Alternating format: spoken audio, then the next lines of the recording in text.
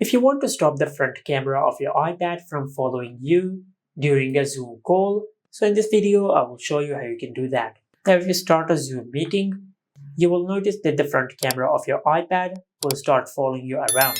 Now to turn off this feature, just tap on this frame icon over here. And on this section you will find the option for center stage. Now just turn off the option for center stage, and after you do that, the front camera of your iPad will stop following you around during a Zoom call. But for an example, if you cannot find this feature in the Zoom app, now to turn off this feature, just swipe down from the top right of the screen and open the control center. And in the control center, just tap on Zoom. Now from here, you will find the option for center stage. Now just tap on it and turn it off. And after you turn off the option for center stage, the front camera of your iPad will stop following you around during a Zoom meeting. And this is it. Make sure to like, comment, and subscribe. Thank you for watching.